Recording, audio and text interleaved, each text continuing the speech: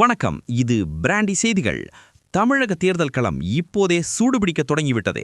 2026இல் அதிமுக ஆட்சிக்கு வந்தால் மகளிருக்கு மாதம் 2000 ரூபாய்.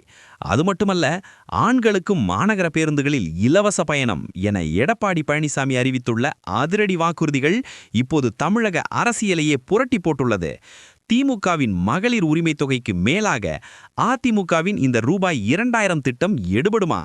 இதோ முழு விபரம். 2026 சட்டமன்ற தேர்தலை முன்னிட்டு தமிழகம் முழுவதும் தீவிர சுற்றுப்பயணம் மேற்கொண்டு வரும் அதிமுக பொதுச் செயலாளர் எடப்பாடி பழனிசாமி இன்று முக்கிய தேர்தல் வாக்குறுதிகளை வெளியிட்டுள்ளார். மகளிர் உரிமைத் தொகை ரூபாய் 2000.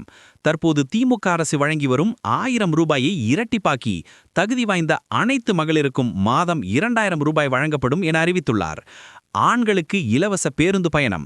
பெண்களுக்கு மட்டுமே தற்போது இலவச பேருந்து பயணம் இருக்கும் நிலையில் அதிமுக ஆட்சிக்கு வந்தால் ஆண்களுக்கும் மாநகர பேருந்துகளில் கட்டணமில்லா பயண வசதி செய்து தரப்படும் என தெரிவித்துள்ளார். வேலைவாய்ப்பு திட்டம். ஊரக வேலைவாய்ப்பு திட்டத்தின் பணி நாட்களை 125லிருந்து 150 நாட்களாக உயர்த்துவோம் என்றும் அவர் உறுதியளித்துள்ளார். ஏற்கனவே விடியல் பயணம் திட்டத்தின் மூலம் திமுக பெண்களின் ஆதரவை பெற்றுள்ள நிலையில் அதற்கு போட்டியாக ஆண்களையும் கவரும் வகையில் இபிஎஸ் இந்த புதிய வியூகத்தை வகுத்துள்ளார். இந்த வாக்குறுதிகளின் பின்னணியில் உள்ள 3 முக்கிய நோக்கங்கள்: ஆண் வாக்காளர்களை கவர்தல்.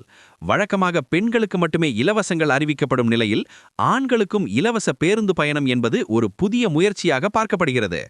ஆட்சியில் பங்கு. திமுகவின் 1000 ரூபாயை விட அதிகம் தருவதாக கூறி பெண்களின் ஓட்டுகளை தக்கவைக்க அதிமுக முயல்கிறது.